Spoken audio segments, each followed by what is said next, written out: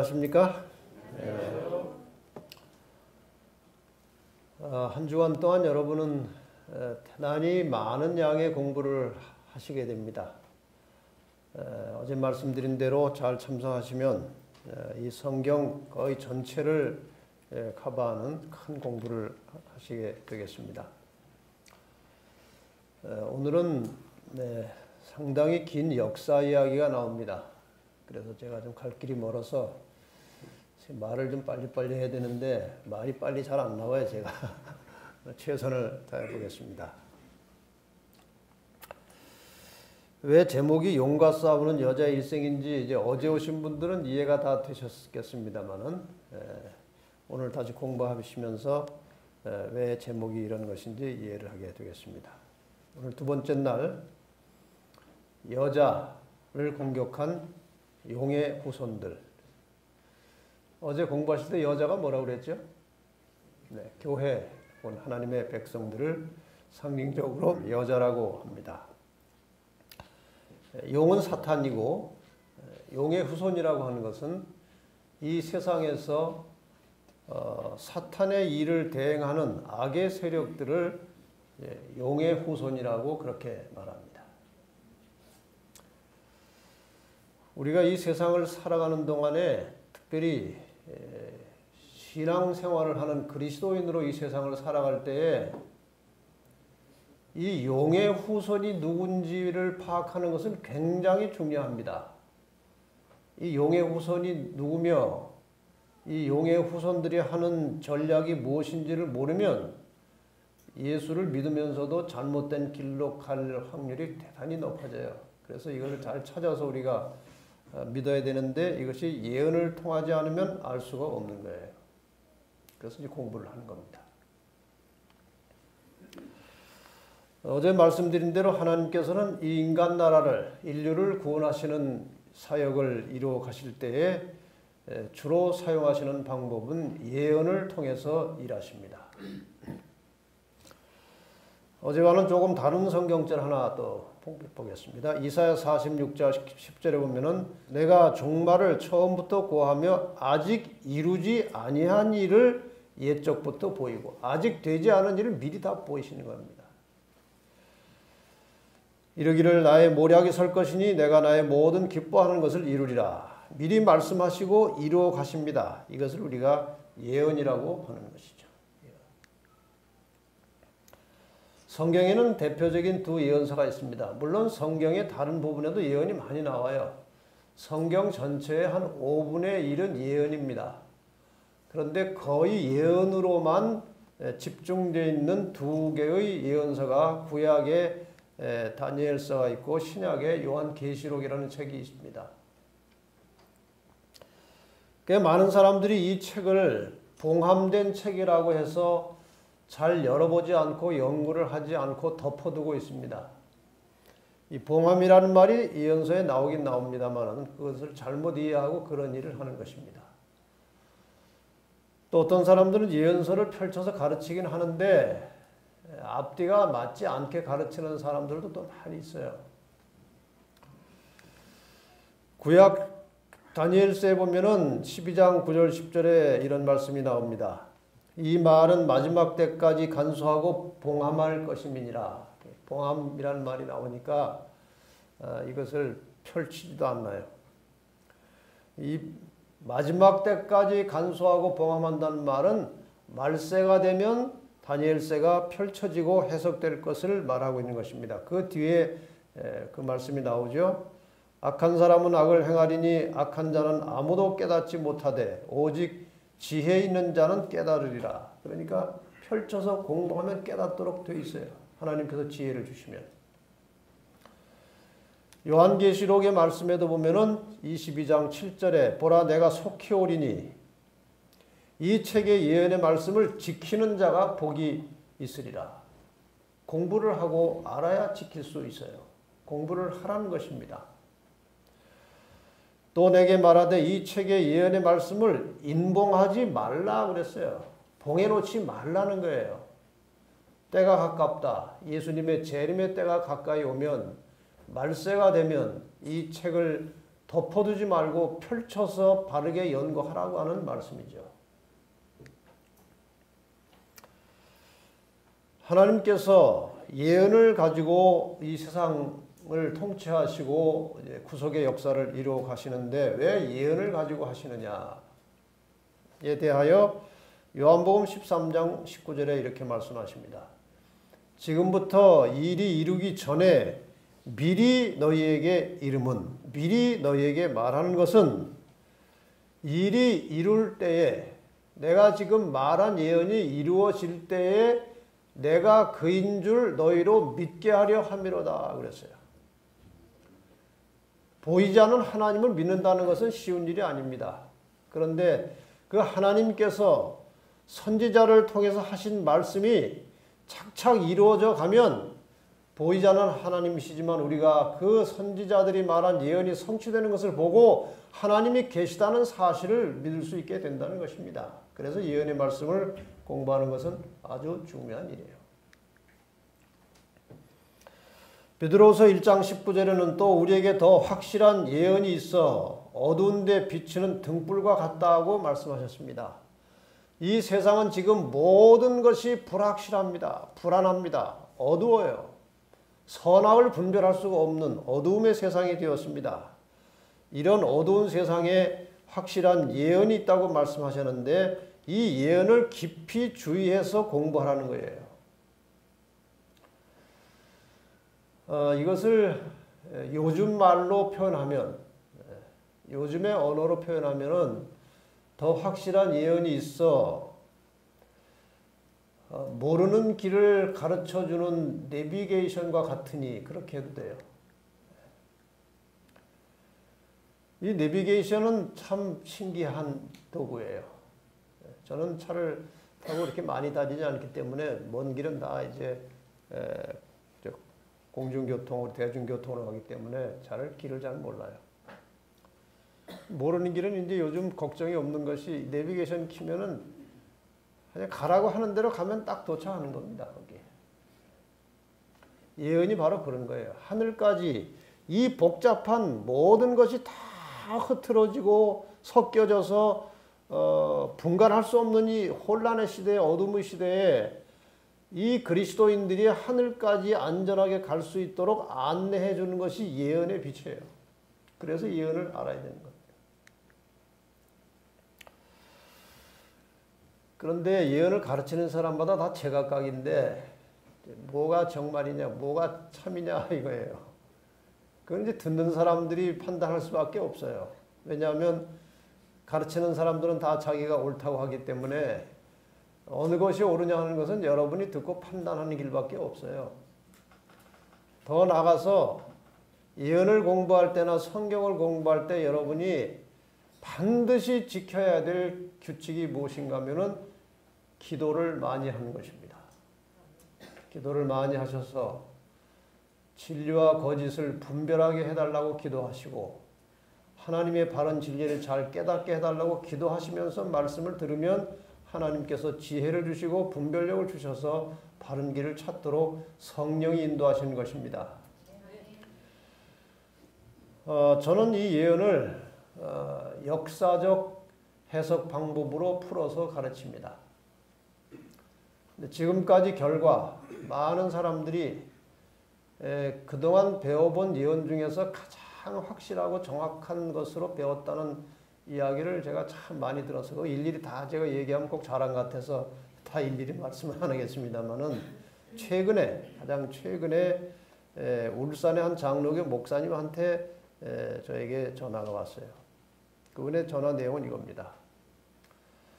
제가 목사이기 전에 한 그리스도인으로 참된 진리를 찾아서 진실한 신앙을 하기 위해서 계속 노력을 해왔지만 늘 무엇인가 허전했고 특별히 예언의 말씀을 제대로 깨달아 보려고 많은 책들을 구입하여 보았지만 너무 혼란스럽고 이해가 되지 않았습니다. 이렇게 이제 말씀을 하시고 그런데 창세기 3장 15절 어제 여러분이 이제 이 말씀을 가지고 공부를 다 하셨죠. 창세기 3장 15절을 중심으로 해서 예언을 풀어 해석하시는 목사님의 강의를 듣고 너무나 분명하고 확실하여 깊은 깨달음을 얻었습니다. 근데 이런 비슷한 말들이 제가 이제 모아놓은 게 많아요. 한번 들어보시면 여러분이 공감을 하실 것이라고 생각합니다. 바로 창세기 3장 15절을 다시 펼쳐서 일단 읽겠습니다. 나는 하나님이시고 너는 뱀, 용, 사탄, 뱀 다 같은 것입니다. 내가 사탄 너와 여자와 교회와 하나님의 백성들과 원수가 되게 할 것이다. 싸울 것이다. 이게 너의 후손도 이 땅에서 너의 뜻을 이루어가는 악의 세력들도 여자의 후손과 여자의 후손은 어제 공부하신 대로 예수 그리스도 메시아를 가리킨 것입니다. 이 땅의 악의 세력들도 메시아 예수 그리스도와 원수가 되어서 싸울 것이다. 여자의 후손은 메시아 예수 그리스도는 너의 머리를 상하게 할 것이고 너는 치명상을 입고 죽을 것이다. 멸망할 것이다. 너는 그의 발꿈치를, 너는 여자의 후손의 발꿈치를 상하게 한다는 것은 일시적인 상처고 이것은 예수 그리스도의 십자가 죽음과 부활을 통해서 이루어진 것입니다.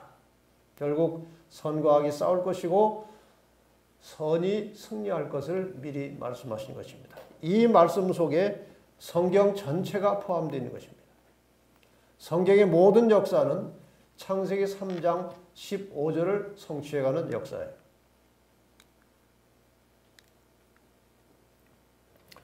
두 편이 있습니다. 너와 너의 후손, 여자와 여자의 후손. 이렇게 이제 싸우는 거예요. 여자와 여자의 후손은 어제 공부하신 대로 교회와 성도들 그리고 예수 그리스도가 한 편이에요. 이게 선이에요. 뱀과 용과 용의 후손은 이 사탄과 사탄의 일을 돕는 동역자들을 말하는 것이죠. 양자 간의 싸움이 있을 것이다.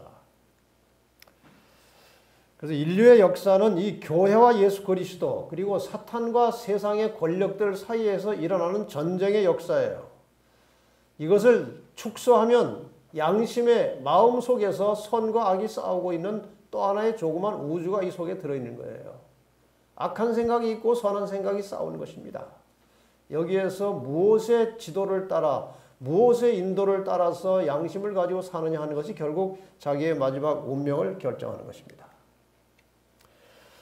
하나님은 여자의 후손 예수 그리스도를 통해서 인류를 구원하시려고 일을 하시고 사탄은 반대로 인류를 멸망시키려고 하는 그 싸움이 벌어지고 있다는 것이에요. 그런데 그 여자의 후손 예수 그리스도는 이스라엘 민족을 통해서 출생할 것이 예언되어 있었기 때문에 사탄이 가장 먼저 아주 집중해서 공격한 대상은 이스라엘 민족이에요. 왜? 이스라엘 민족을 통해서 약속된 여자의 후손 메시아가 태어날 것이기 때문에 그 여자의 후손을 태어나지 못하게 하는 최선의 방법은 이스라엘 민족을 다 죽여버리는 것입니다.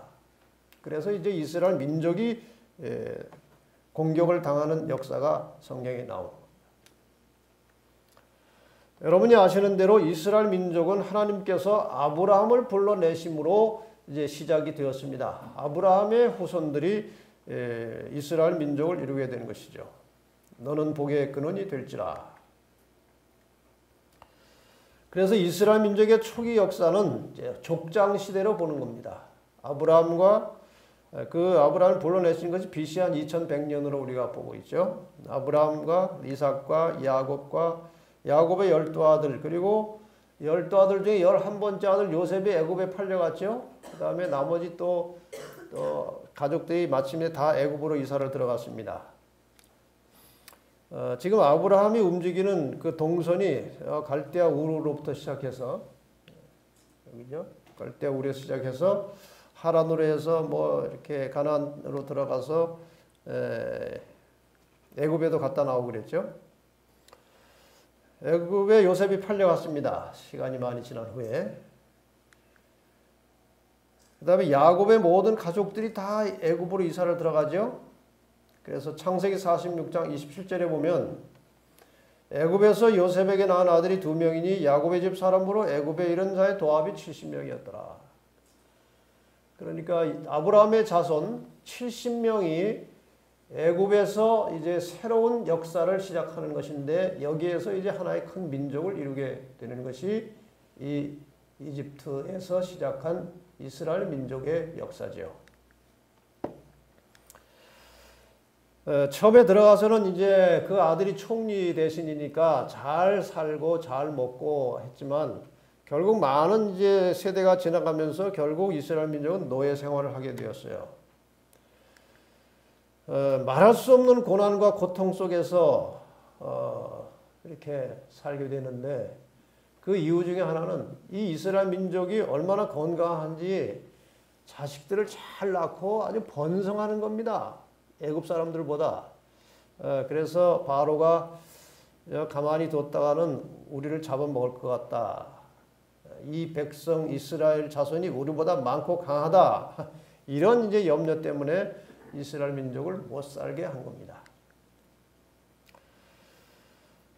그래서 이스라엘 자손의 역사를 엄하게 하여 고역으로 그들의 생활을 괴롭게 하니 이렇게 해서 이제 이스라엘 민족의 고난의 역사가 시작되다가 마침내는 바로가 무슨 명령까지 내렸는가 하면은 애굽 왕이 산파들에게 말하기를 이스라엘 집에 가서 아이를 받다가 남자면 죽이고 여자는 그냥 두라 그랬어요. 이게 남자를 다 죽이면 누구만 남아요? 여자만 남아요. 여자끼리 살다 보면 어떻게 됩니까? 멸종이 돼, 멸종. 이것은 바로의 아이디어가 아니에요. 사탄이 여자의 우선 예수 그리스도를 이 땅에 출생하지 못하도록 한 사탄의 전략이에요. 그래서 성경을 읽어보면은 거의 모든 내용이 창세기 3장 15절을 이루어가는 역사예요. 그래서 창세기 3장 15절을 알면 성경을 다 보게 될 수 있고 창세기 3장 15절을 제대로 이해하지 못하면 성경 전체를 아무리 봐도 이해를 못하는 것입니다. 그 흐름을 가지고 성경을 봐야 되는 거예요. 결국 이것은 사탄에 의해서 나타난 이스라엘 민족을 말살하려는 정책이 나타나는 것입니다. 이것이 싸움이에요. 아주 보이지 않는 치열한 싸움이 벌어지는 거예요. 이렇게 남자아이를 낳으면 다 죽이라고 하는 이러한 상황 속에서 모세가 이제 나타나서 이스라엘 백성들을 구출해서 데리고 나가죠. 그 후의 역사를 간단하게 줄여서 좀 설명을 하겠습니다. 여러분이 이 간단한 화면 하나지만 굉장히 긴 이스라엘의 역사를 한꺼번에 이제 다 공부를 하시니까 잘 보시면 됩니다. 모세 인도로 출애굽을 했습니다. 광야에서 얼마 지났어요? 40년 지났습니다. 그 다음에 가나안에 들어갔죠. 가나안에 들어가서는 사사시대에 300년 정도 했어요. 사사라고 하는 말은 영어는 저지스라는 말이고 우리말로 번역하면 재판자, 심판자 그런 뜻이에요. 그러니까 광야에 들어가서 이스라엘 백성, 광야의 생활 끝나고 가나안 땅에 들어가서 이스라엘 백성들의 시대에는 왕이 없었고요. 사사들이 나타나서 재판도 해주고 전쟁도 해주고 그런 일들을 했어요. 그때 처음 사사가 온니엘이라는 사사였고 드보라는 여자 사사도 있었고 삼손도 그 당시 사사 중에 하나였고 마지막 사무엘은 선지자 겸 사사로서 일을 했습니다. 사무엘 당시에 이스라엘 백성들이 왕을 달라고 하도 졸라가지고 하나님의 뜻은 아니었지만 너무나 왕을 요구하기 때문에 하나님께서 허락하셔서 통일 왕국 시대가 열렸고 그 첫 왕이 누굽니까? 사울, 그 다음에 다윗, 그 다음에 솔로몬 이렇게 해서 세 왕이 약 40년 동안 통치해서 120년의 통일 왕국 시대가 지나갑니다. 솔로몬 왕 당시에 와서 나라가 남북으로 쪼개졌어요. 북방 이스라엘, 남방 유다.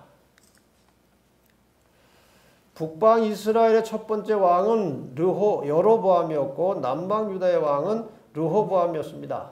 다 보암자가 들어가서 좀 헛갈리긴 합니다만은 여로보암은 솔로몬의 신하 느밧의 아들이에요.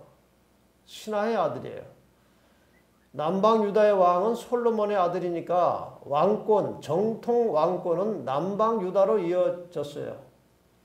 그래서 남방 유다 사람들이 특히 이스라엘, 예루살렘 사람들이 북방 이스라엘의 사마리아 사람들을 아주 사람 취급을 안 하는 그런 배경이 이제 여기에 있는 것입니다. 이스라엘이 몇 지파입니까? 12지파 중에 10지파가 북방에 속했어요. 그 다음에 2지파가 남방에 속했는데 대부분 유다 지파고 베냐민 지파가 조금 섞여 있었다는 겁니다. 이렇게 해서 이제 나라가 두 조각이 나서 역사가 이어지다가 북방 이스라엘은 주전 722년에 아수르한테 완전히 망했습니다. 완전히 거의 다 멸망당했어요. 그래서 이후로는 다른 10지파는 지구상에 거의 존재하지 않고 유다 지파만 남고 베냐민 지파가 조금 있었어요.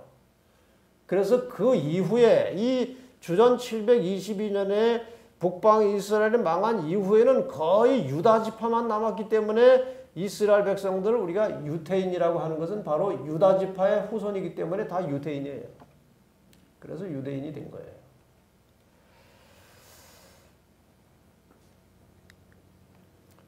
이 남방 유다도 그 사실은 아수르가 조그만 힘을 쓰면은 망할 수 있었어요. 이 10지파를 다 그냥 한꺼번에 멸망시킨 아수르가 남방 유다 그거 치는 건 문제도 아닌데 왜 못 쳤을까요? 여자의 후손 예수 그리스도는 유다 지파를 통해서 출생할 것이 예언되어 있었어요. 그래서 유다 지파가 망하면은 여자의 후손이 태어날 길이 끊어지는 것입니다. 창세기 49장 10절에 이미 유다를 통해서 유다 지파를 통해서 예수님께서 오실 것이 이렇게 예언이 되어 있습니다. 홀이 유다를 떠나지 아니하며 그렇게 되어 있어요. 실로가 오시기까지 미치리니 그러니까 유다 지파를 통해서 메시아가 나타나야 되기 때문에 하나님께서 유다 지파는 살려두시고 보존하신 거예요. 역사가 이렇게 이루어져 가는 것입니다. 남방 유다는 살려주시긴 했지만 여러 가지로 속색이고 말 안 듣고 우상 숭배하고 하나님 말을 잘 안 들어서 어떻게 징계하셨는가 하면은 포로로 잡혀와서 이제 징계를 하시는 겁니다. 멸망당하면 안 돼요. 누구를 출생시켜야 하기 때문에. 메시아, 여자의 우선 메시아를 출생시켜야 하기 때문에 멸망당하면 안 돼요. 그래서 이제 포로를 잡혀와서 이제 고생을 좀 하는 겁니다. 바벨론의 포로로 잡혀가는 거예요. 자, 이제 아시리아에 의해서 북방 이스라엘이 망했습니다. 그 다음에 이제 등장한 나라가 이제 바벨론이에요. 한번 또 다시 지도를 보십시다. 지금 저 동그라미 속에 있는 저 지역이 주로 이제 이스라엘 민족이 이동하고 움직이던 그런 지역이에요. 아브라함의 자손들이 움직이던 그런 지역이에요. 이 이스라엘 민족을 중심으로 해서 주변에 강대한 나라들이 일어나서 이스라엘 백성들을 이제 공격을 한 겁니다. 애굽도 뭐 아수르도 바벨론도 뭐 그 외 여러 나라들이 나타나 가지고 공격을 하는데 주로 열거된 성경의 나라들은 애굽, 아수르, 바벨론, 페르시아, 헬라, 로마 이런 나라들이 올라왔어요. 차례대로. 지금 이 시점에서는 애굽과 아수르는 지나갔어요. 이제 바벨론에 이제 유다가 포로로 잡혀간 시절의 이야기입니다. 남방 유다 왕들은 르호보암으로부터 시작해서 시드기야까지 약 20대에 걸쳐서 역사가 지나갔습니다. 그런데 18번째 왕이 누굽니까? 여호야김. 따라하세요. 여호야김. 이건 시험에 나오니까 잘 외워두세요. 여호야김.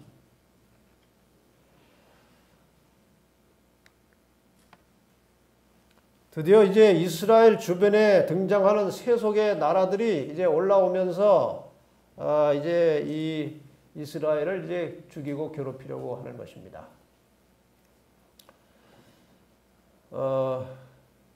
원하시는 분은 제가 이 강의 마친 다음에 이 파워포인트를 다 그냥 USB에 담아 드릴 테니까 그냥 혹시 사진이 안 찍혀도 안심하세요. 다 그냥 다 드릴 테니까. 유다왕 여호야김이 위에 있은 지 몇 번째 왕이었어요? 18번째 왕. 여호야김이 위에 있은 지 3년에 바빌론 왕 느부갓네살이 쳐들어와서 예루살렘에 포위했습니다. 사람도 잡아가고 성전 기구도 뺏어가고 그랬어요. 이것이 주전 605년의 일이었습니다. 그런데 이 왕이 이제 특별한 정책을 썼습니다. 왕이 황관장 아스보나스에게, 이 황관장이라는 것은 이제 내시를 책임지는 이제 신하죠. 그래서 아스보나스라고 하는 황관장에게 왕이 이스라엘의 그 왕족과 귀족 중에서 아주 똑똑하고 명철하고 능력 있는 청년들을 데려다가 왕궁에서 교육을 시켜라. 그래서 완전히 바벨론 머리로 만들어가지고 이스라엘 민족이 바벨론처럼 살도록 그렇게 만들라는 거예요. 그런 정책을 썼어요. 여기에 잡혀온 그 왕족과 귀족 중에 잡혀온 사람 중에 대표적인 사람이 누굽니까? 다니엘이고 그 세 친구 하나냐와 미사엘과 아사랴가 그 세 친구가 같이 잡혀왔어요. 제가 시간이 없어서 빨리빨리 좀 진행하겠습니다. 중간중간 다 상세하게 얘기는 못하고요. 이들을 포로로 잡아간 바벨론 왕 느부갓네살이 왕이 된 지 2년 만에 꿈을 꿨습니다. 꿈속에 뭐가 나타나고 굉장히 어수선하고 복잡하고 좀 무섭기도 하고 그러는데 일어나 보니까 꿈을 다 잊어버렸어요.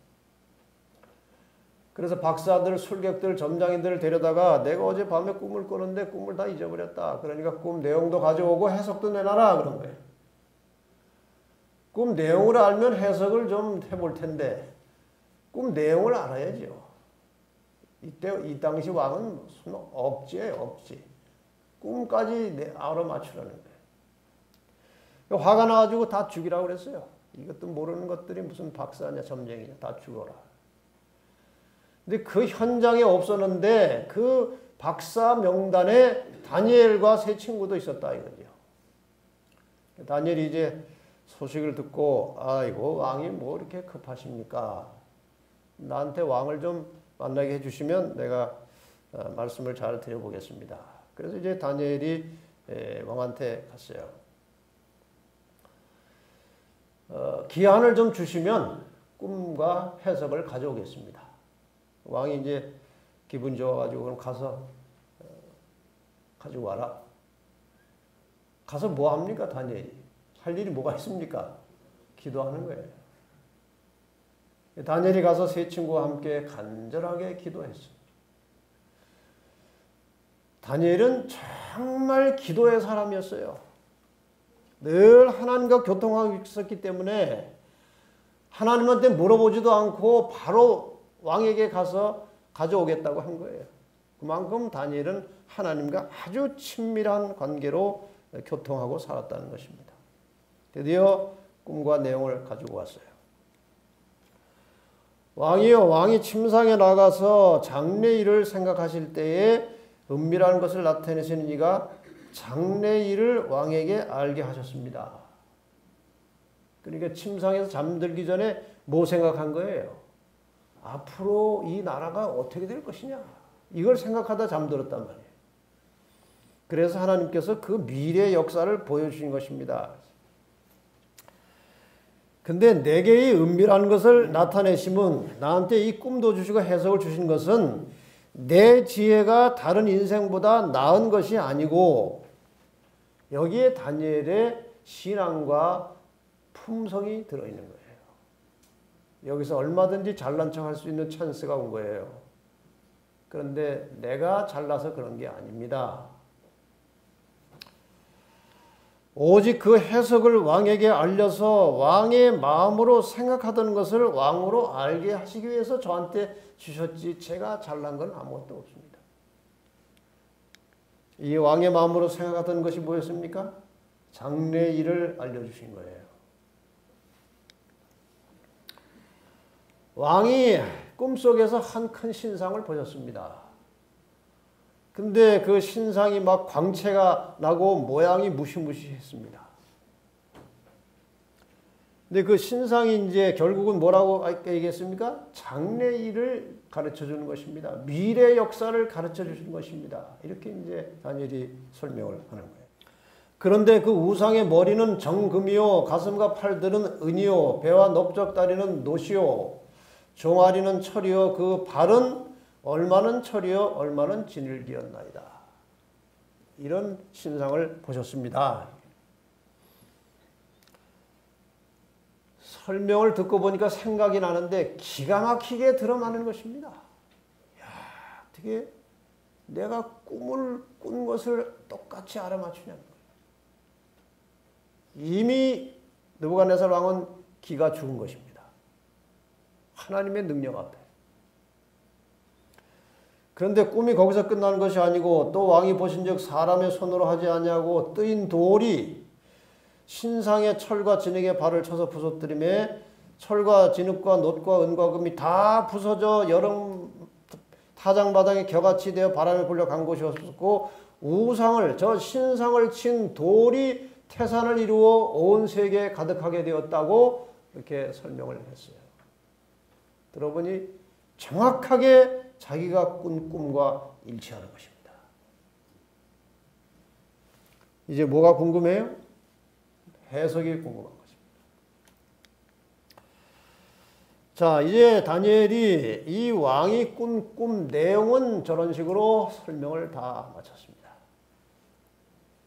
근데 이것을 이제 상상해서 동영상으로 만들어 놓은 게 있어서 한번 같이 보려고 합니다.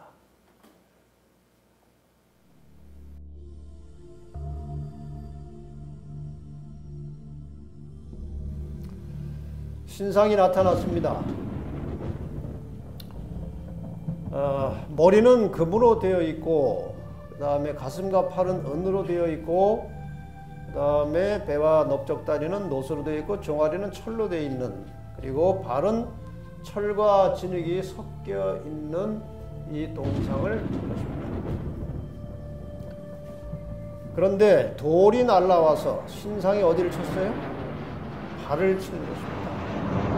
신상에 발을 치니까 신상이 완전히 가루가 돼서 다 날아가 버리고 신상을 친 돌이 태산을 이루어 온 세계에 가득하게 되었습니다.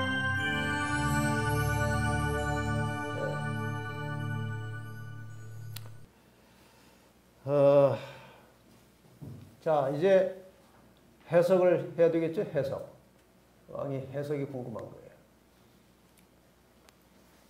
어쨌든 내용 전체는 왕이 궁금해하던 장래 미래의 일입니다. 바벨론으로부터 시작해서 세상 끝날까지의 역사가 이 꿈속에 들어있었습니다. 해석은 이것입니다. 왕은 곧 그 금머리입니다. 저 신상의 머리가 누구라는 거예요? 왕 당신이라는 거예요. 기분 좋지 않습니까? 금으로 된 머리가 자기니까. 네 하나님이 사람을 알아보시는구나. 훌륭한 분이구나. 그 다음에 왕의 후에 은이 나오는데 왕의 후에 왕만 못한 다른 나라가 일어날 것이고 셋째로 또 놋 같은 나라가 일어나서 온 세계를 다스릴 것이며 저 내용을 보니까 바벨론 이후에 점점 더 강한 나라들이 올라와서 나라를 차지하겠다는 것입니다. 이 바벨론은 신바벨론이기 때문에 세계사에 아주 정확하게 역사의 기록이 다 나오게 되어 있습니다. 이 긴 역사를 지나간 역사를 우리가 다 상세히 공부할 필요가 없어요. 그냥 제가 간단하게 설명을 드리겠습니다. 세계사 책에 나온 내용 그대로 제가 옮겨온 것입니다. 신바벨로니아 수도 바벨론은 서남아시아의 상업과 문화활동의 중심지가 되었으나 북방의 신흥 세력인 어디에게 정복됐어요? 페르시아에게 정복되었다. 그리스를 정복한 알렉산더 대왕은 당시 오리엔트 세계를 지배하고 있던 페르시아 군과의 전투에서 연전연승을 거두고 알베라에서 다리우스 3세를 격파하여 페르시아를 멸망하였다. 누가? 그리스가 페르시아를 멸망시킨 거예요.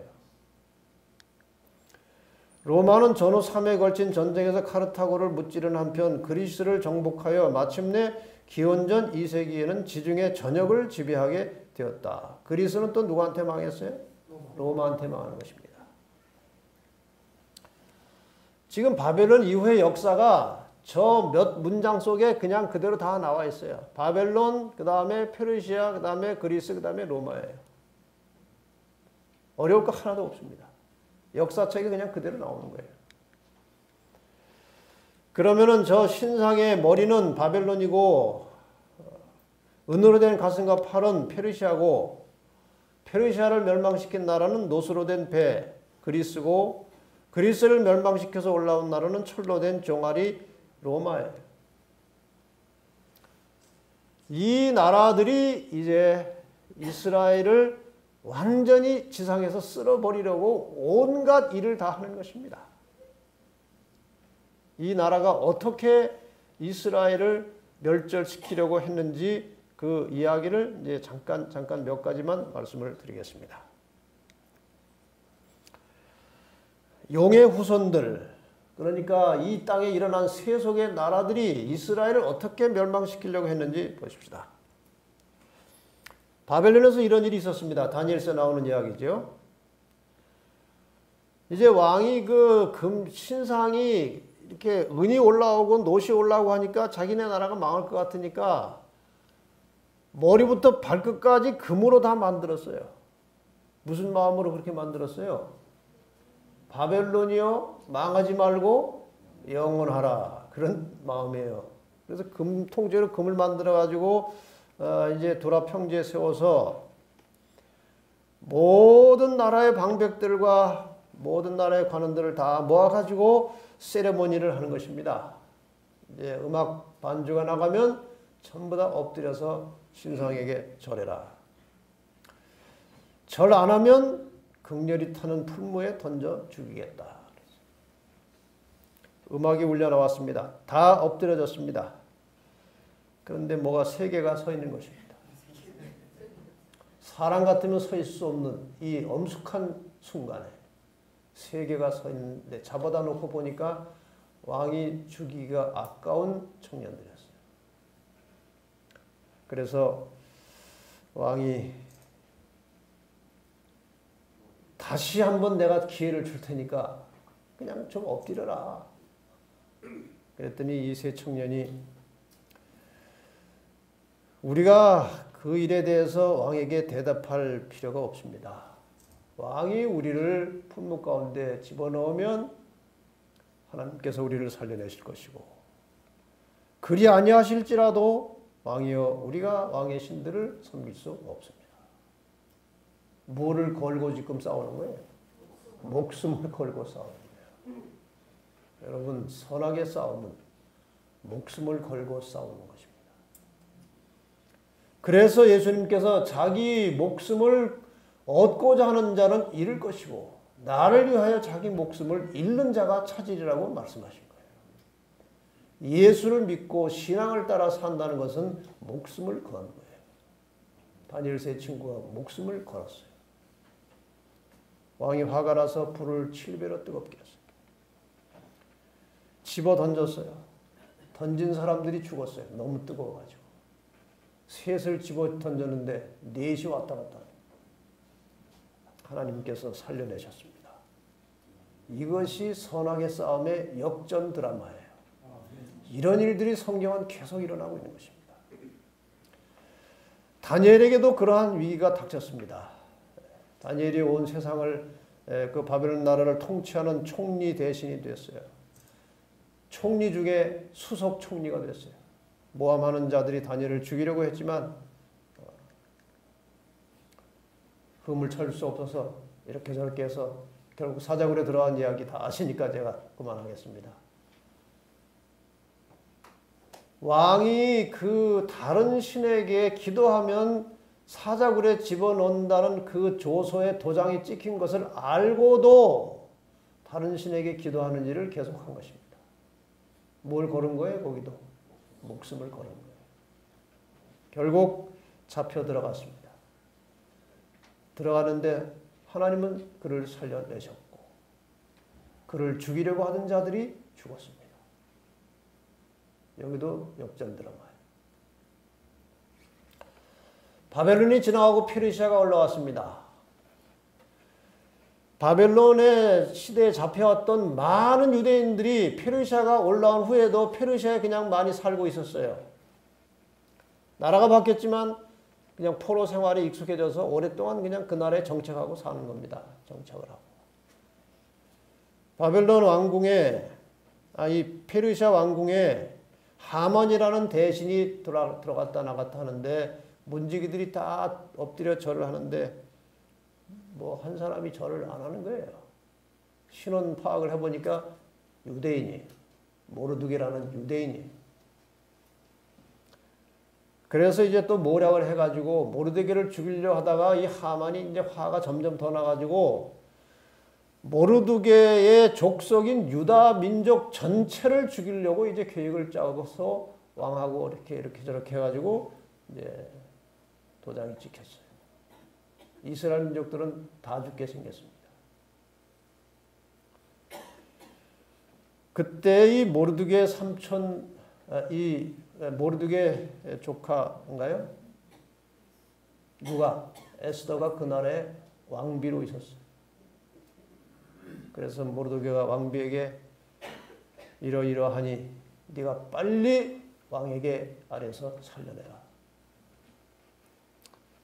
근데 함부로 갈 수가 없는 것입니다.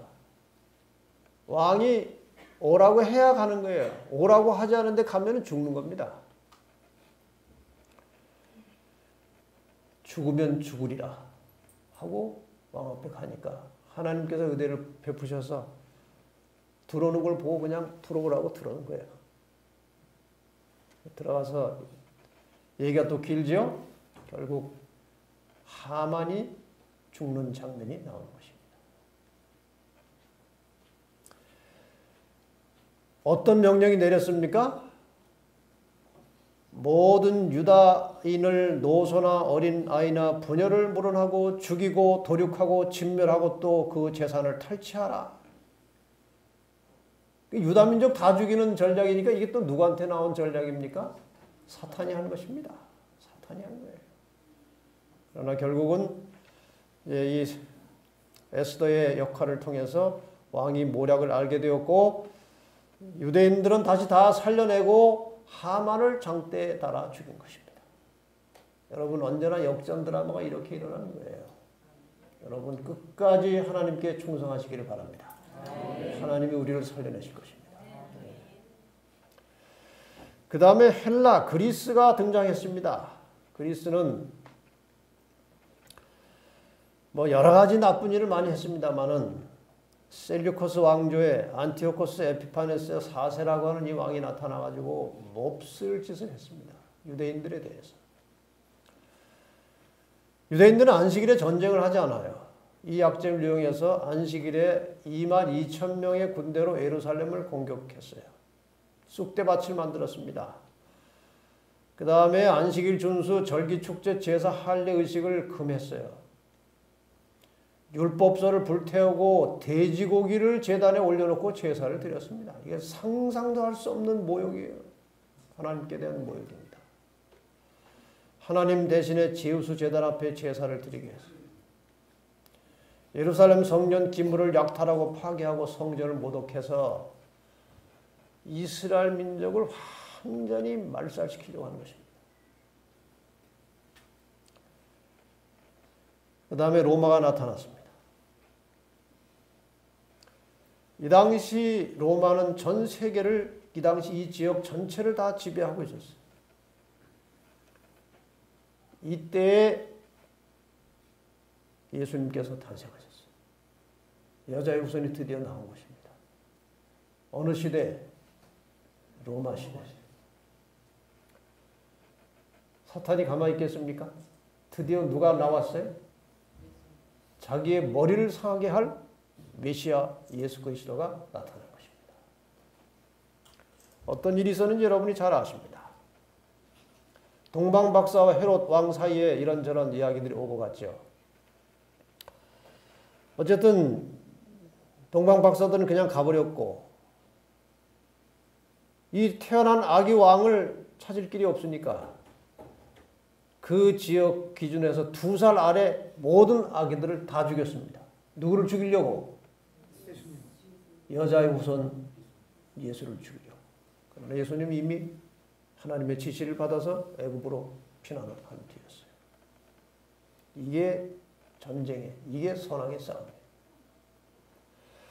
애굽으로 도망가셨다가 다시 이제 나사렛으로 돌아와서 30세까지 사시고 30세에 침례받으시고 사탄에게 시험받으시고 끊임없이 하나님께 기도하고 능력을 얻고 가르치고 전파하시고 병을 고치시고 아무 죄 없이 사시다가 십자가에 돌아가심으로 인간의 구원을 다 이루셨어요. 이렇게 사시고 부활하시고 하늘로 가셨어요. 그것이 발꿈치를 상한 사건이에요. 창세기 3장 15절에. 돌아가시고 장사되고 부활하시고 승천하게 하늘로 올라가셨습니다. 이후에 성령을 내려주셨습니다. 제자들에게 성령을 내려주셨고 성령을 받은 제자들이 나가서 전도할 때 하루에 수천 명씩 회개하고 돌아오면서 유대를 넘어서 로마 전역에 하나님의 복음이 전파되기 시작했습니다. 놀라운 역사가 일어났어요. 드디어 이 땅에 교회가 탄생한 것입니다. 다시 하나님의 백성들이 핍박을 받는데 그 가장 대표적인 핍박 사건이 스데반의 죽음이에요.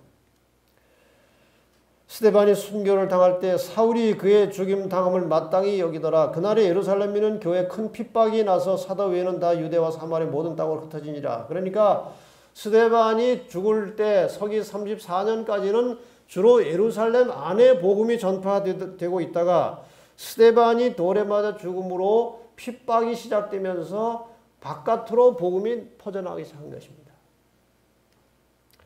여기에서 중요한 사건이 일어났습니다.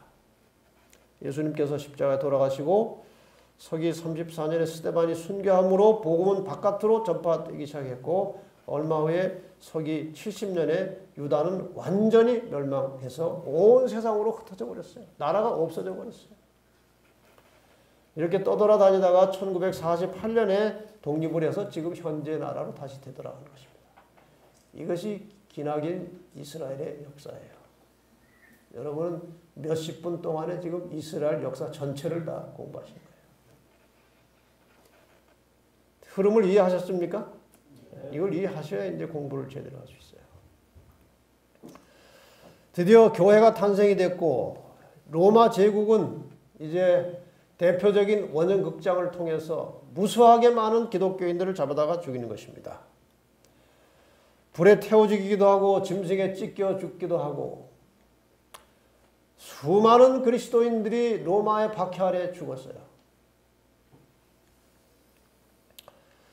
로마의 박해가 끝나고 그 다음에 일어날 박해는 이제 내일 나옵니다.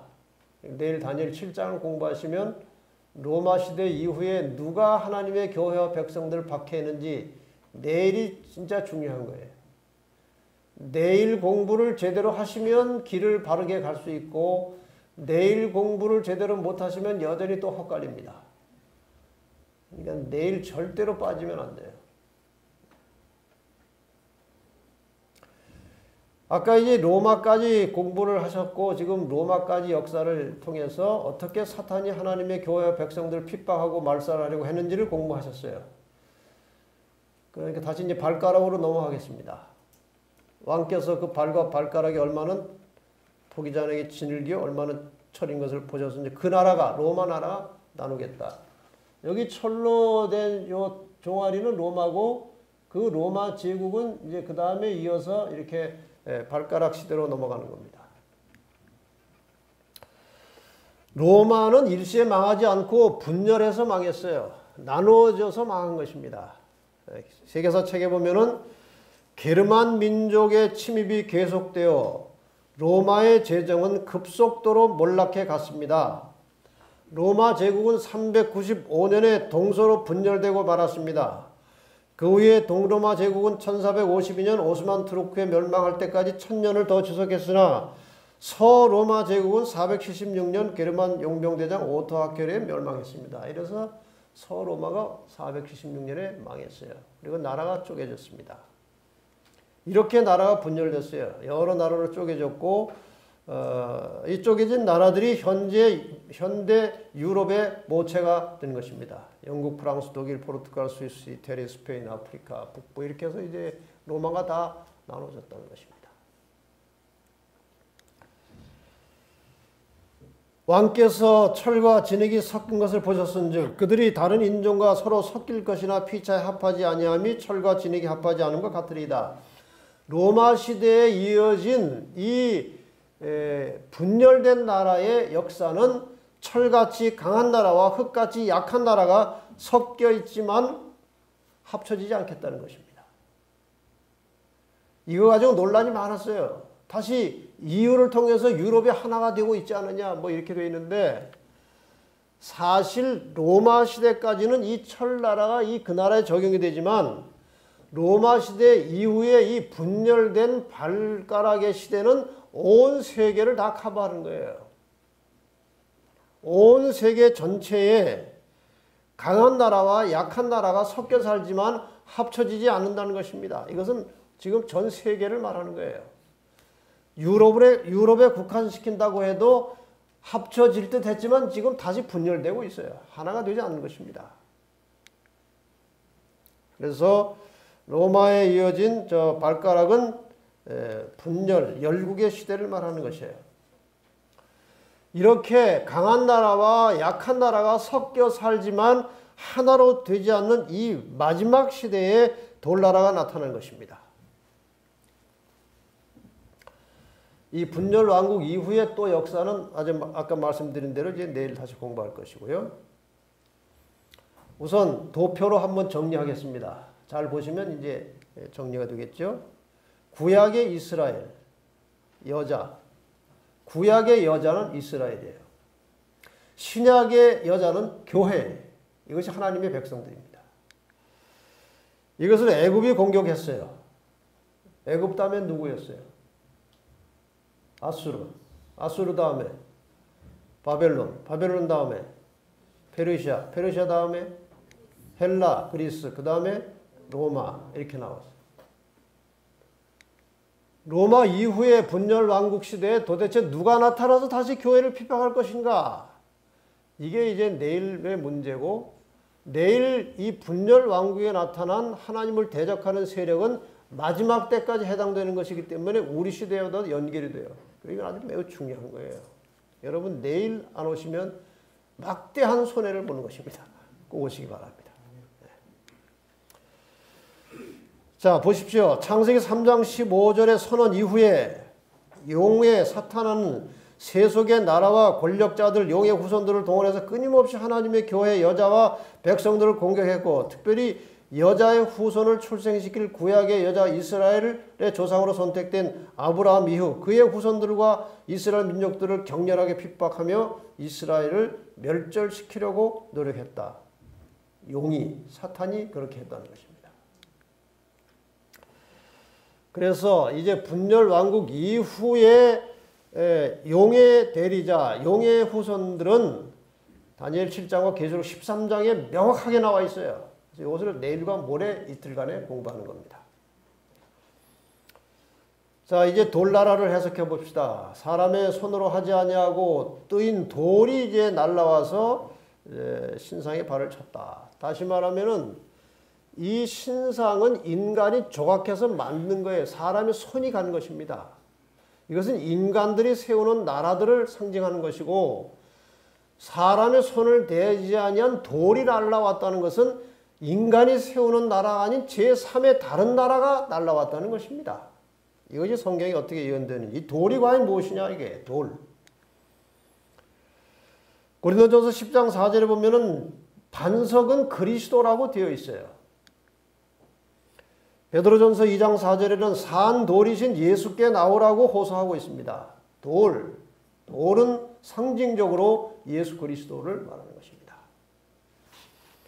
그러니까 이 바벨론 느부갓네살 왕이 꾼 꿈속에서 이 돌이 날라왔다는 것은 하나님의 나라가 날라온 것입니다.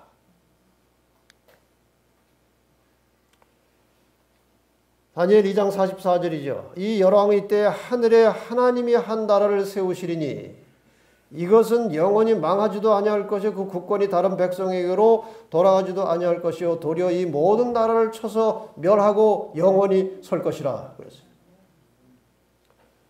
인간 나라 역사의 마지막에는 하나님께서 나라를 세우시겠다는 것입니다. 믿으십니까? 성경 전체의 메시지는 인간 나라의 마지막에 하나님의 나라가 세워지고 하나님의 백성들이 그 나라의 백성이 되는 것입니다. 이것이 성경의 언제나 결론이에요. 이 돌은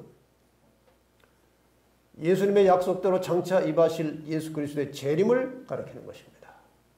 예수님의 재림을 통해서 인간 나라는 역사가 끝나는 거예요. 분명히 예수님께서 친히 말씀하셨습니다. 그때 인자의 징조가 하늘에서 보이겠고 그때 땅의 모든 족속들이 통곡하며 그들이 인자가 구름을 타고 큰 능력과 큰 영광으로 오는 것을 보리라. 분명히 예수님은 다시 오실 것입니다.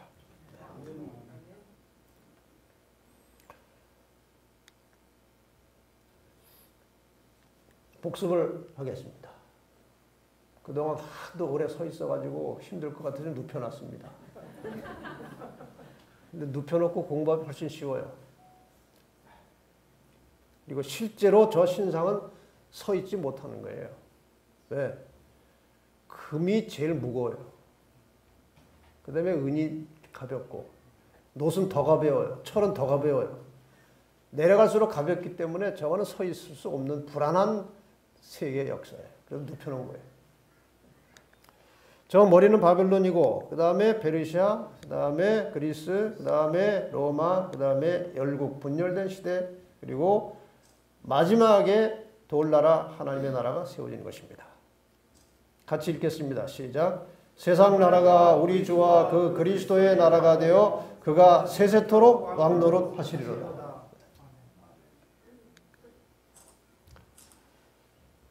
결국 선악간의 싸움에 여자는 공격을 당했고 용의 후손들은 이런 나라들이 공격을 했고 여자의 후손은 오셨고 다시 오실 것이고 이게 역사예요. 이후의 역사까지 마지막 날까지 다 이제 상세하게 나올 것입니다. 너희는 하늘로 눈을 들며 그 아래 땅을 살피라. 하늘이 연기같이 사라지고 땅이 옷같이 헤어지며 거기 거한 자들이 하루살이같이 죽으려니와 나의 구원은 영원히 있고 나의 의는 폐하여지지 아니하리라.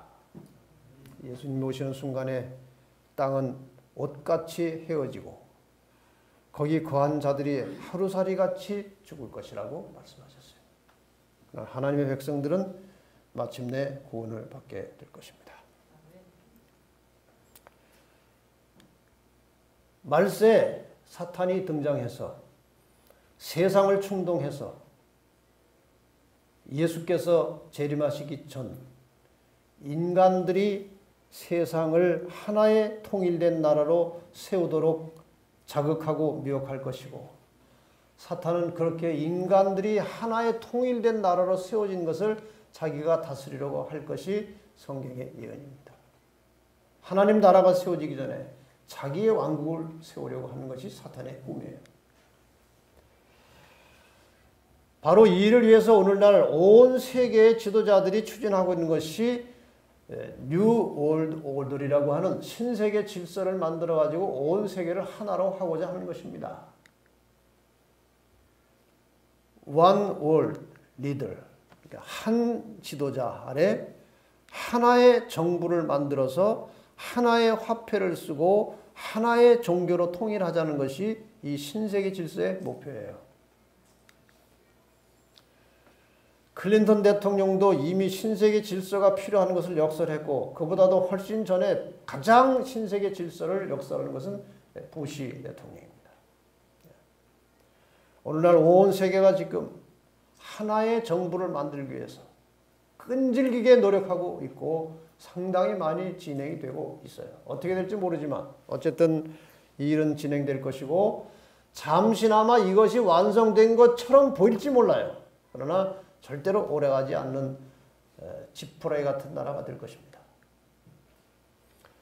여기에 대해서 시편 기자가 이미 기록했습니다. 어찌하여 열방들이 분노하며 민족들이 허사를 경영하는고. 허사를 경영하는고. 세상의 군왕들이 나서며 관원들이 서로 꾀하여 여호와와 그 기름 받은 자를 대적하며 우리가 그 맨 것을 끊고 그 결박을 벗어버리자. 하나님의 손에서 벗어나자. 하늘에 계신 자가 웃으시며 주께서 저희를 비웃으시로다. 그때 분을 바라며 진노하사 저희를 놀래 이르시기를 내가 나의 왕을 내 거룩한 산 시온에 세웠다 하시리로다. 그런즉 군왕들아 너희는 지혜를 얻으며 세상의 관원들아 교훈을 받을지어다. 여호와를 경외함으로 섬기고 떨며 즐거워할지어다. 그 아들에게 입맞추라. 이게 무슨 말입니까? 예수 그리스도와 하나가 되라는 것입니다. 세상 나라와 연합하지 말고 예수 그리스도와 하나가 되라. 그렇지 아니하면 진노하심으로 너희가 길에서 망하리니 그 진노가 급하심이 여호와를 급하심이라. 여호와를 의지하는 자는 다 복이 있도다.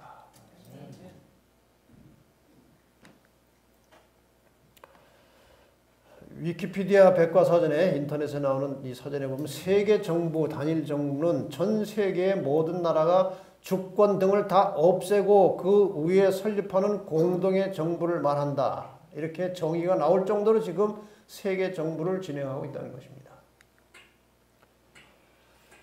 여기 새 세계, 신세계 질서에 대하여 이런 기사가 실렸습니다. 저는 그냥 타이틀만 그냥 인용하려고 하는 겁니다. New World Order to Save Earth. 지구를 구하기 위한 새 세계, 신세계 질서. 이런 말이에요. 지구를 구하기 위한 신세계 질서. 저는 이 제목이 틀렸다고 생각합니다. 그래서 타이틀을 제 마음대로 좀 고쳤습니다. The Second Coming of Jesus to Save Earth. 지구를 구하기 위한 예수의 재림. 이게 정답이에요. 신세계 질서가 세상을 구원하는 게 아니에요. 예수의 재림이 세상을 구하게 될 것입니다. 세상 종말에서 살아남는 법이라는 책이 있길래 제가 뭔가 하고 봤어요. 그랬더니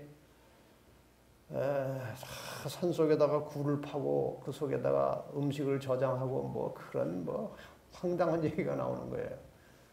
그런 거 하는 사람은 제일 먼저 죽어요. 왜 그런지 아십니까? 사람들이 그거 준비도 안 했는데 거기 가면 먹을 게 있다고 생각하면 다 쫓아가서 다 뺏어 먹습니다. 살아남는 방법이 아니에요. 종말에서 살아남는 방법은 마태복음 21장 44절. 이 돌 위에 떨어진 자는 깨어지겠고 이 돌이 사람 위에 떨어지면 저를 가루로 만들어 흩으리라. 심오한 말씀이에요. 돌은 누구라고 그랬어요? 예수 그리스도. 그분이 오시기 전에 내가 먼저 그분 위에 떨어져 자아가 깨지고 예수를 영접하면 사는 것입니다. 그렇게 하기 전에 돌이 먼저 오면 저를 가루로 만들어 흩겠다. 여러분 체포되기 전에 자수하여 광명을 찾으라는 말이에요. 예수님 오시기 전에 자수해서 생명을 찾으시기를 바랍니다. 예수님 오시기 전에 자수해서 생명을 찾으시길 바랍니다.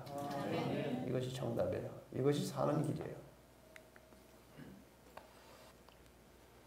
이 세상이나 세상에 있는 것들을 사랑치 말라. 이 세상도 그 정욕도 지나가되 오직 하나님의 뜻을 행하는 이는 영원히 거하느니라. 이 세상이나 세상에 있는 것들을 사랑치 말라. 이 세상도 그 정욕도 지나가되 오직 하나님의 뜻을 행하는 이는 영원히 거하느니라. 이제 우리 예수님의 재림의 장면을 잠깐 만들어진 영상이긴 하지만 잠깐 보십시다.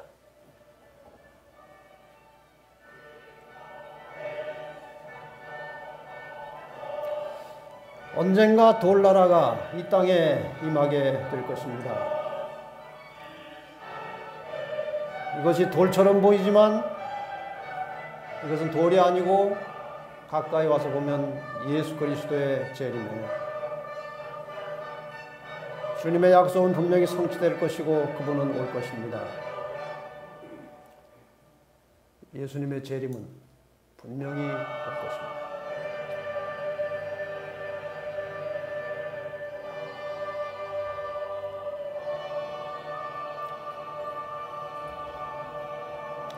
이 영광스러운 재림의 날에 오늘 이 말씀을 들은 여러분들이 함께 하나님의 백성으로 서게 되시기를 바랍니다. 잠시 잠깐 오면 오실 이가 오시리니 지체하지 아니하시리라. 그런데 말세가 되면 기롱하는 자들이 와서 자기 정력을 쫓아 행하며 기롱하여 희롱하여 가로되 주의 강림하신다는 약속이 어디 있느냐. 조상들이 잔호로부터 만물이 처음 창조할 때와 같이 그냥 있다. 재림은 무슨 재림이냐. 헛소리하지 말아라. 이렇게 놀리겠다는 거예요. 언제? 말세가 되면 그러겠다. 여러분은 이 2012년 1월 영국 BBC 방송에서 나온 이 동영상을 보시면 정말 오늘이 말세라는 사실을 뼈저리게 깨닫게 될 것입니다. 여기 한 프로그램에 The Big Question이라는 프로그램에 우리 재림교회 목사도 한 사람으로 같이 출연을 해가지고 지금 대화하는 장면이 지금 나오는 거예요. So, has the time come to repent? Pastor, from the Seventh-day Adventists, you believe that the end is coming, not necessarily this year, but you believe it is coming. What will happen? Yeah, I believe the end is coming. What will happen is, according to the biblical record, Christ will descend from heaven with his angels, and he's coming to take those who have accepted him and been saved by his grace. Can I just, will this literally happen? It will literally happen. The sky will... will... There'll be the sound of the trumpet. There'll be the voice of the archangel. There'll be the appearance of Christ, literally, with his angels. Yeah. He's coming to take those who've accepted him and believe in him and rescue them from this earth. He's going to bring in justice and righteousness. Will the sky part? The sky is going to open, according to the biblical record. The sky is going to open. He's going to descend with his angels, and he's coming to take those who've been saved by his grace. Pretty mean-spirited Christ. With respect. Well, no, hang on, listen, wait a minute. You're not going to be laughing soon, I'll tell you that. 여러분이 재림에 대해서 설명할 때 저 비웃는 장면을 보셨습니까? 이게 언제 이런 일이 일어날 거라고 그랬어요? 말세. 말세. 지금 우리가 살고 있는 시대는 세상의 역사로 거의 말세에 와 있어요. 정신을 차려야 될 때가 온 것입니다. 이대로 살 때가 아니에요. 여기에 대해 이사야 28장 16절에 이렇게 말씀하십니다. 여기 또 돌 이야기가 나와요. 그러므로 주 여호와께서 가라사대 보라 내가 한 돌을 시온에 두어 기초를 삼아노니 곧 시험한 돌이요 귀하고 견고한 기초돌이라. 그것을 믿는 자는 급절하게 되지 아니하리로다. 예수님 재림하실 때 예수를 믿고 그의 재림을 준비하며 기다리는 자들은 급절하게 되지 아니하리라고 했어요. 그러나 재림을 무시하고 비웃던 자들은 하루살이같이 죽겠다고 아까 말씀하셨어요. 믿음이 없이는 기쁘시게 못하나니 하나님께 나가는 자는, 여러분이 정말 믿음이 있는지 없는지 제가 질문을 두 가지만 하겠습니다. 스스로 확인해 보시기 바랍니다. 하나님이 계신 것을 믿으십니까? 아멘. 조금 약하신 것 같아요. 하나님이 계신 것을 믿으십니까? 아멘. 그분께서 자기를 찾는 자들에게, 예수를 믿고 예수를 찾고 기다리는 자들에게 영원한 생명, 상급을 주실 것을 믿으십니까? 아멘. 그것이 믿음이에요. 믿는다는 것은 그 두 가지를 확실하게 믿는 것입니다. 하나님이 계신 것과 그분이 예수를 통해서 자기를 회개하고 하나님께서 그들에게 영생의 상급을 주신다는 사실을 믿는 것이 믿음이에요. 다시 요한복음 5장 24절에 내가 진실로 진실로 너에게 이르노니 내 말을 듣고 또 나 보내신 이를 믿는 자는, 하나님을 믿는 자는 영생을 얻었고, 얻을 것이고가 아니에요. 얻었고 심판에 이르지 아니하나니 사망에서 생명으로 옮길 것이니라가 아니고 옮겼느니라. 현재 완료된 것입니다. 여러분 하나님 계신 것 믿으십니까? 그분이 우리에게 영생의 상급을 주실 것을 믿으십니까? 그러면 생명을 얻은 것입니다. 영생을 얻은 것입니다. 그래서 영생을 얻은 자들은 죽어도 죽었다고 말하지 않고 예수님께서 잠들었다고 말하십니다. 왜? 일어날 것이기 때문에 그렇게 말씀하신 거예요. 보라 주 여호와께서 장차 강한 자로 임하실 것이요 친히 그 팔로 다스릴 것이라. 보라 상급이 그에게 있고 봉이 그의 앞에 있으며 영원한 생명을 받을 상급이 있고 영원한 형벌을 받을 봉이 있다는 것입니다. 주님이 오실 때, 그가 임하실 때 상급과 봉이 있을 것이라고 했어요. 마태복음 25장 46절에도 저희는 영벌에, 악인들은 영벌에, 의인들은 영생에 들어가리라고 말씀하셨어요. 분명히 이 지구 역사의 마지막에 이런 사건이 있을 것입니다. 그래서 예수님께서는 우리에게 이렇게 말씀하십니다. 그러므로 깨어 있으라. 어느 날에 너희 주가 임하는지 너희가 알지 못합니다. 이것은 예수님께서 재림하시는 시간도 알 수 없지만 우리가 죽는 시간도 알 수 없기 때문에 항상 깨어서 주님 오심을 대비하여 준비하고 살라고 하는 소중한 말씀이에요.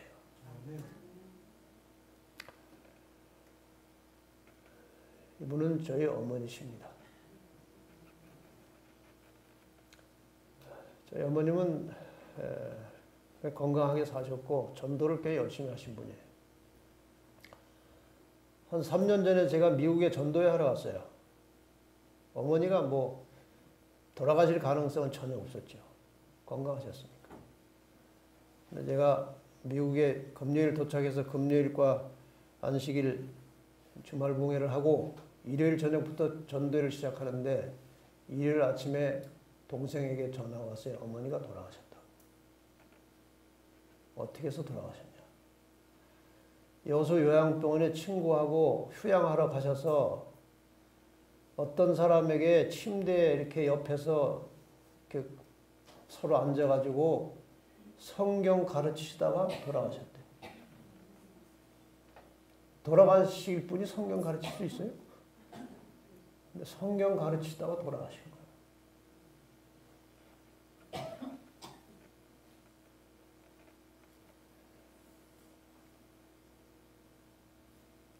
돌아가셨어요.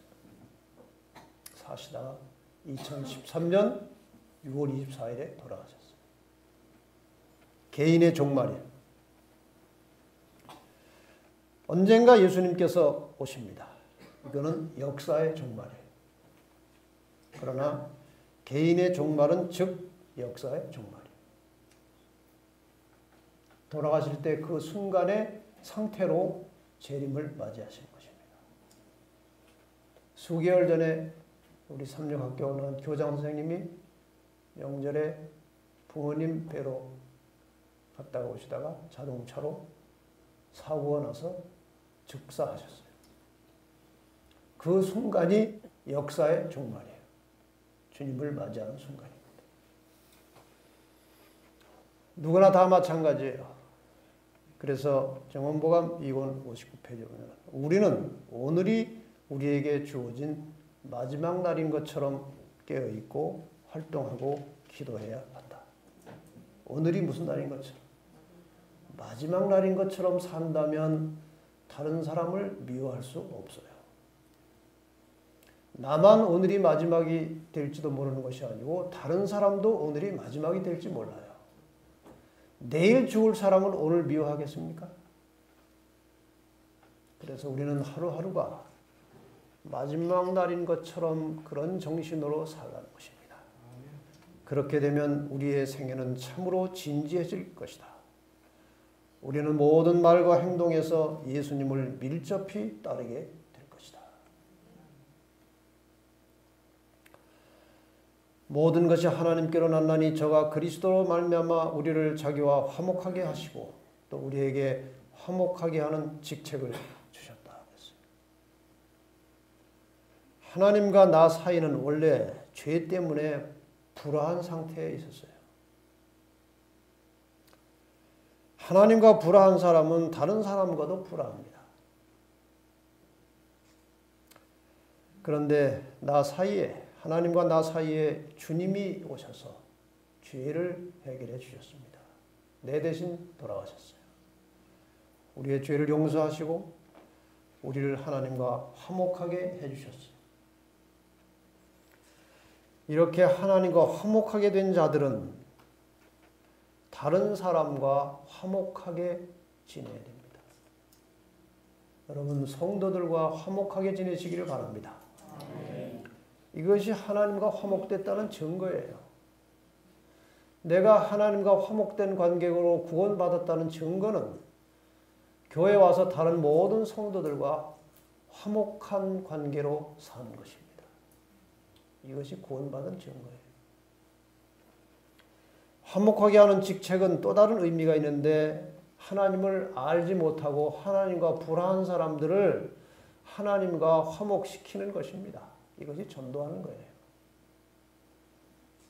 여러분, 구원받은 사람, 하나님과 화목된 자로서 우리의 삶의 모든 순간순간마다 더불어 살아가는 형제들과 성도들과 화목하게 사시고 하나님을 알지 못하는 불쌍한 인생들을 하나님과 화목시켜 구원하는 일에 여러분의 인생을 걸고 사시기를 바랍니다. 노아의 때에 된 것 같이 인자의 때에도 그러하리라고 말씀하셨어요. 많은 사람들이 홍수를 믿지 않고 방주에 들어가지 않았어요. 그러나 홍수는 왔습니다. 많은 사람이 재림을 믿지 않아요. 구원의 방주에 들어가려고 하지 않아요. 그러나 하나님의 심판은 올 것입니다. 분명히 올 것입니다. 후회란 아무리 빨리 해도 늦는 거예요. 지금 저 방주를 향해서 손 뻗어서 흔드는 사람들의 심정이 뭡니까? 그때 들어갈 걸. 그때 들어갈 걸. 주님께서 재림하실 때에 아마도 재림을 믿지 않고 준비하지 않았던 사람들은 혹시 이 자리에 있던 사람 중에 그런 분이 안 계셨으면 좋겠어요. 혹시 있다면 그때 구리 효름교에서 김대성 목사가 말할 때 들을 걸. 껄은 언제나 늦는 거예요. 껄껄하지 마시고 오늘 결단하시기 바랍니다. 재림을 믿으시고 준비하시기 바랍니다. 오늘 예수님의 재림에 대한 소식을 들으신 여러분께 간곡한 부탁의 말씀을 올립니다. 혹시 지금까지 예수의 재림을 믿지 않으셨다면 이 시간 확실한 믿음을 가지시기를 바랍니다. 그분은 약속하신 대로 반드시 오실 것입니다. 이미 재림을 믿으신 분들은 오랫동안 주님의 재림을 기다려 왔습니다. 그런데 아직 주님이 오시지 않았습니다. 여러 가지 이유가 있겠지만 우리가 아직 하늘에 가서 살도록 준비되지 않았기 때문일 것입니다. 준비가 안 된 것이 아니라 혹시 갈 마음이 없는 것은 아닌지 모르겠습니다.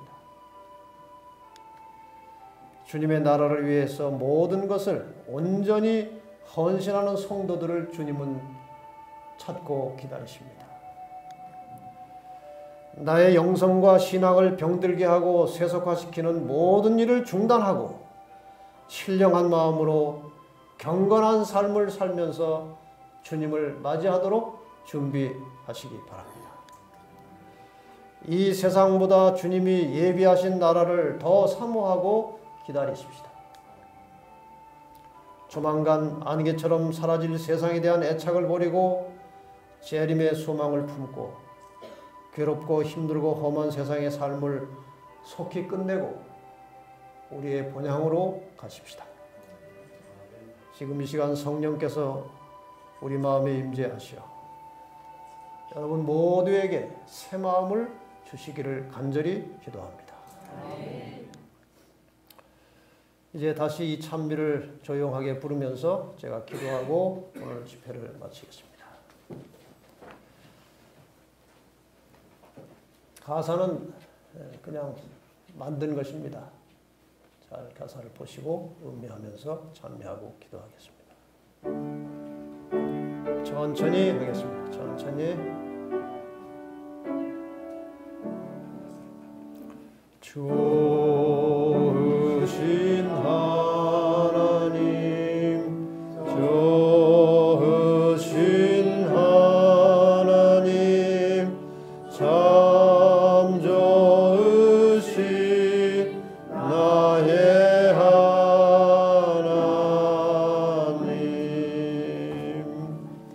예언의 빛으로 인도해 주시는 참 좋으신 나의 하나님,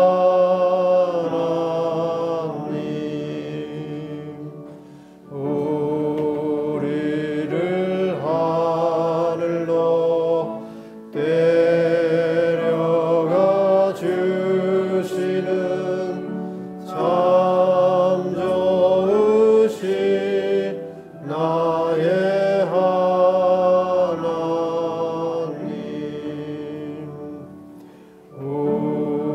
우리와 영원히 살기를 원하는 참 좋으신 나의 하나님.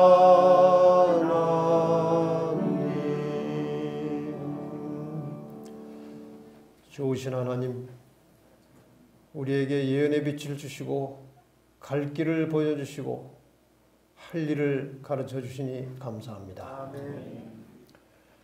오늘 예언의 말씀을 통해서 우리는 이 인간 나라의 역사가 끝나는 어느 날 주님께서 분명히 오실 것을 믿게 되었습니다. 믿을 뿐만 아니라 주님의 오심을 위해서 삶의 순간순간마다 준비된 삶을 살게 하시고 언제 어느 순간에 우리의 목숨이 끊어질지라도 언제 주님이 다시 오실지라도 주님을 영접하여 만날 수 있는 준비된 삶을 살게 하여 주시옵소서. 형제들 간에 서로 화목하게 살도록 하시고 언제나 서로 사랑하고 용서하며 살게 하시고 이 땅에서 하늘을 경험하고 그것이 하늘까지 연장되어서 우리 모두가 하늘에서 영원한 생명을 누리는 귀한 성도들이 되도록 축복해 주시옵소서. 예수 그리스도의 이름으로 기도하옵나이다.